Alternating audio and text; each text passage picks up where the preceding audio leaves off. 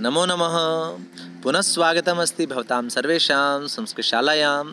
और प्यारे बच्चों, आज की इस कक्षा में, आज की इस वीडियो में हम आपके सामने लेकर आए हैं संस्कृत साहित्य परिचय का भाग 2, जिसमें कि वैदिक साहित्यम और जिसके अंतर्गत हैं वेदाः, ब्राह्मणानि, आरण्यकानि, उपनिषदः एते सर्वे ग्रंथाः। और इन ग्रंथों से आपके पास में, ये ध्यान रखिए बच्चों, 4 अंकों के प्रश्न हैं।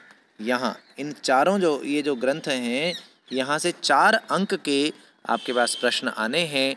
पिछली वीडियो में भाग 1 में हमने 6 अंक के लिए प्रश्न कराए थे और बचे हुए 4 अंक के प्रश्न आज हम इस वीडियो के माध्यम से करने वाले हैं। तो देर न लगाते हुए चलते हैं अपनी वीडियो के विषय की ओर। और यदि आप इस वीडियो को पूरा देखते हैं तो मुझे विश्वास है कि आप को जो 4 प्रश्न करने हैं, आप वहाँ पर यहाँ पूरे के पूरे अंक ले पाएंगे। तो चलिए, प्रथमः प्रश्नः अस्ति वेदाः कति सन्ति। तो वेदाः कति सन्ति? वेदाः चत्वारः सन्ति। और ये सभी प्रश्न जो हैं बच्चों, आपकी एनसीईआरटी द्वारा प्रकाशित पुस्तक संस्कृत साहित्य परिचय के आधार पर कराए जा रहे हैं। तो वेदाः कति सन्ति? चत्वारः वेदाः। तो कौन कौन से हैं? ऋग्वेदः, यजुर्वेदः, सामवेदः और अथर्ववेदः एते वेदाः। द्वितीयः प्रश्नः वैदिक मंत्राणां संग्रहः किं कथ्यते। वैदिक मंत्रों के संग्रह को क्या कहा जाता है? क्या संहिताः या ब्राह्मणः या वेदांगम या उपनिषद, क्या कहते हैं वैदिक मंत्रों के संग्रह को? तो वैदिक मंत्रों के संग्रह को कहते हैं बच्चों संहिताः। संहिताः कहा जाता है वैदिक मंत्रों के संग्रह को। अब प्रश्न है कि प्राचीनतमः वेदः, प्राचीनतमः वेदः कः? सबसे प्राचीन वेद कौन सा है? सामवेद है या ऋग्वेद है, अथर्ववेद है या फिर यजुर्वेद है? तो सर्वप्राचीन वेद है ऋग्वेद। बच्चों, ऋग्वेद जो है वो इसमें ये सबसे प्राचीन पुस्तक मानी जाती है समस्त विश्व की। और संस्कृत भाषा क्योंकि सर्वप्राचीन भाषा है, तो ऋग्वेद जो है वह सर्वप्राचीन पुस्तक मानी जाती है। अग्रिम प्रश्नः अस्ति सामवेदे कस्य प्रधानता अस्ति। सामवेद में किसकी प्रधानता है? क्या गायन की है या नृत्य की है या कर्मकांड की है या कोपि न, इनमें से कोई नहीं है? तो बताइए। सामवेद, साम का मतलब होता है बच्चों गायन। तो सामवेदे कस्य प्राधान्यम? गायनस्य। पंचमः प्रश्नः यज्ञ प्रधान वेदः कः अस्ति। यज्ञ है प्रधान जहाँ पर, ऐसा वेद कौन सा है? क्या ऋग्वेद है या सामवेद है, अथर्ववेद या फिर यजुर्वेद? तो यज्ञ प्रधान वेदः अस्ति यजुर्वेदः, क्योंकि सामवेद गायन प्रधान है और ऋग्वेद जो है वह स्तुति प्रधान है। और अथर्ववेद में तीनों ही तरह के विषय हमें मिलते हैं। तो यज्ञ प्रधान भी कह सकते हैं और कर्मकांड प्रधान भी कह सकते हैं हम यजुर्वेद को। अग्रिम प्रश्न है कि वेदत्रयी, क्योंकि 4 में से भी 3 वेद जो हैं वह अत्यंत प्राचीन हैं और उन तीनों में अलग अलग विषय मिलते हैं, तो इसलिए वेदत्रयी नाम यह प्रचलित हुआ।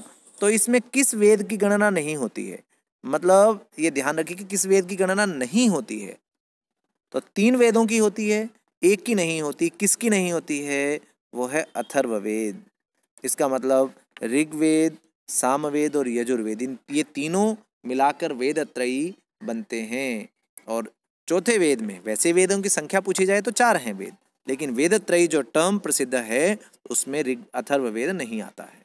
अग्रिमः प्रश्नः अस्ति वानप्रस्थ आश्रम। अब हमारे ही जो संस्कृति है वहाँ हमारे पूरे जीवन को 4 आश्रमों में बांटा गया है, तो उनमें से एक आश्रम है वानप्रस्थ आश्रम। तो वानप्रस्थ आश्रम से संबंध केन ग्रंथेन सह अस्ति। किस ग्रंथ के साथ है इनमें से? क्या आरण्य के साथ या वेद के साथ या गीता के साथ या फिर वेदांग के साथ? किसके साथ है?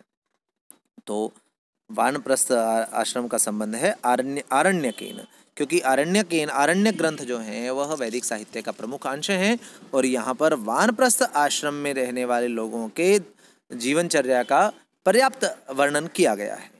पुनः प्रश्न है आरण्यकों से ही कि आरण्य का नाम रचना कुत्र अभवत। आरण्यकों की रचना कहाँ हुई?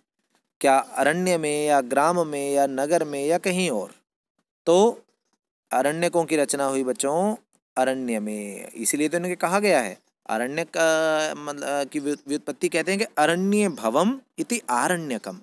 तो अरण्य में उत्पन्न हुए, अरण्य में लिखे गए, अरण्य में इनकी रचना हुई। अरण्य मतलब जंगल, वन में इनकी रचना हुई। अग्रिमः प्रश्नः अस्ति वेदान्तस्य अपरं नाम। जो वेदांत है, वेदांतस्य अपरम नाम। वेदांत मतलब आप ये कह सकते हैं कि वैदिक साहित्य का जो अंतिम भाग है उसे वेदांत कहा जाता है। तो उसका दूसरा नाम क्या है? क्या उपनिषद है या वेद है या वेदांग है या रामायण है? तो वो भाग है उपनिषद। उपनिषद को वेदांत कहा जाता है। वेदांगानि कति सन्ति। अब वेदांग कितने हैं बच्चों, ये आप बताइएगा कि वेदांग कितने हैं। जब वेदों का अध्ययन जो है वह धीरे धीरे मतलब कठिनता की ओर बढ़ता गया तो फिर वेदांगों की रचना हुई आने वाले समय में, जिससे वेदों के अर्थ को समुचित रूप में जाना जा सके। तो कितने वो वेदांग हैं जिनका अध्ययन आवश्यक है वेदों को समझने के लिए? तो वो हैं षड वेदांगानी, 6 वेदांग हैं। तो वेदांग। और एक और बात ध्यान रखिए बच्चों, जब आप वेद, ब्राह्मण, आरण्यक, वेदों में से एक अंक का प्रश्न आएगा क्योंकि कुल विषय 4 अंक का है। एक प्रश्न वेदों से आना है, एक प्रश्न ब्राह्मण आरण्यक से आना है, एक प्रश्न उपनिषद से आना है और एक अंक का प्रश्न जो है वो कहाँ से आएगा? वो आपके वेदांगों से आएगा। तो ये अंकों के अनुरूप जो है वो व्यवस्था है। एकादशः प्रश्नः अस्ति काल निर्धारण कारकम शास्त्रम। काल निर्धारण कारक शास्त्र जो है उसे क्या कहते हैं? कौन सा है इनमें से? क्या ज्योतिष है या कल्प है या शिक्षा या फिर व्याकरण?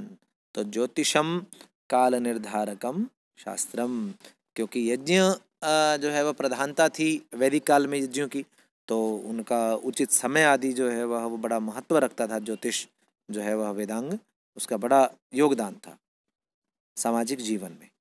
तो अग्रिमः प्रश्नः अस्ति वैदिक साहित्ये रिक्त स्थानम न गण्यते। वैदिक साहित्य जो है वह, उसमें इनमें से किसकी गणना नहीं होती? ये जब नहीं आ जाता है ना तो इसको थोड़ा ध्यान से देख लिया कीजिए, क्योंकि इसके कारण से आप गलती कर जाते हैं कई बार। तो किसकी गणना नहीं होती है वैदिक साहित्य में? क्या संहिताओं की, क्या आरण्यकों की, या स्मृतियों की, या फिर ब्राह्मण ग्रंथों की? तो स्मृतयः, स्मृतियों की गणना नहीं होती है। अग्रे अस्ति वैदिक यज्ञेषु कति ऋत्विजः भवन्ति स्म। वैदिक यज्ञों में कितने ऋत्विज हुआ करते थे? तो वैदिक यज्ञों में 4 ऋत्विजः भवन्ति स्म। ब्रह्म संबंधाः ग्रंथाः। ब्रह्म से संबंधी जो ग्रंथ हैं उन्हें क्या कहा जाता है? तो उन्हें कहा जाता है ब्राह्मणानि। ब्रह्म से संबंध है इनका, इसलिए इन्हें ब्राह्मण ग्रंथ कहा जाता है। वैसे इनमें वेदों के ही अंश हैं, वेदों के अंश पर ही आधारित हैं ब्राह्मण ग्रंथ। पुनः रिक्त स्थानम शाखानां व्याख्यायै ब्राह्मण ग्रंथाः लिखिताः। इनकी शाखाओं की व्याख्या के लिए किनकी? क्या जातियों की या वेदों की या उपनिषदों की या निरुक्त की? किनकी शाखाओं की व्याख्या के लिए ब्राह्मण ग्रंथ लिखे गए थे? तो वेदानाम शाखा नाम। तो विभिन्न वेदों की जो बहुत सारी शाखाएं आगे हो गई थी, तो उनकी व्याख्या के लिए, उनके अंतर्गत जो मंत्र आ रहे थे उनकी व्याख्या के लिए ब्राह्मण ग्रंथ लिखे गए थे।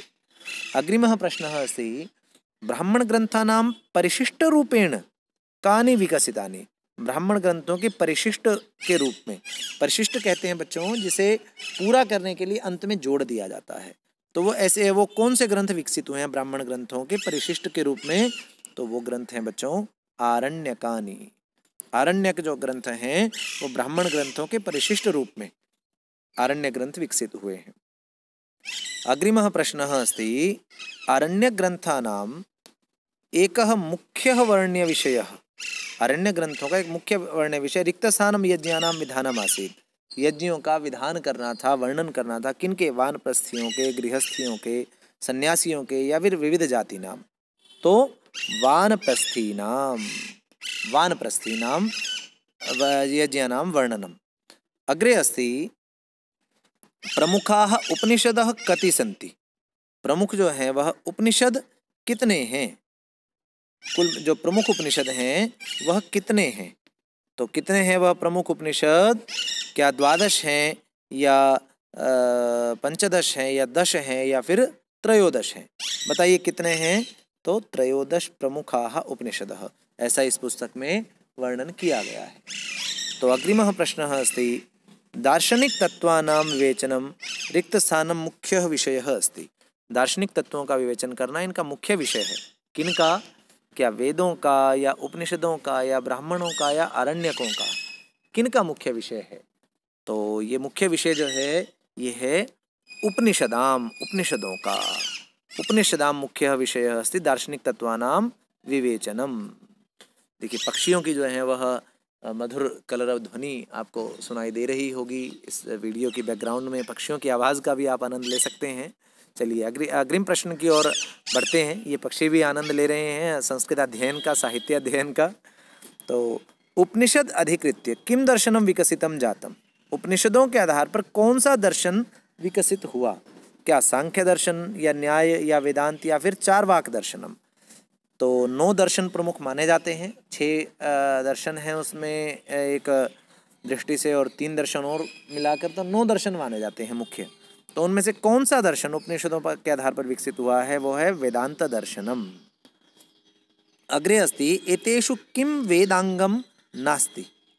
एतेषु किम वेदांगम नास्ति। इनमें से मतलब 3 तो जो हैं वो वेदांग हैं, एक नहीं है। वो कौन सा है? क्या वो शिक्षा है या कल्प है या ज्योतिष है या आयुर्वेद है? तो वो है आयुर्वेद। आयुर्वेद वेदांग नहीं है।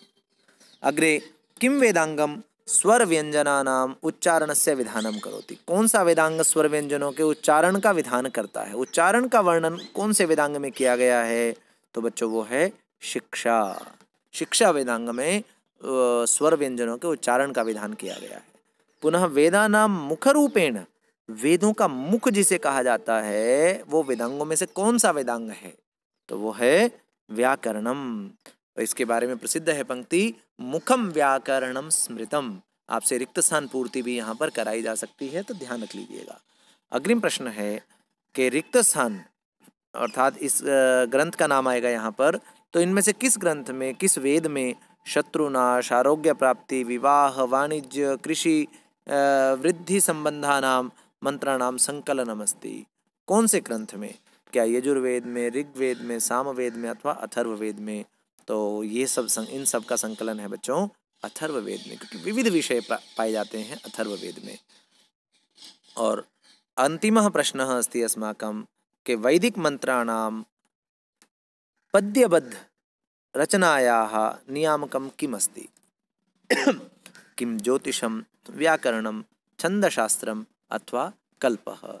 तो पद्यबद्ध रचना का नियामक जो है वो है छंदशास्त्रम।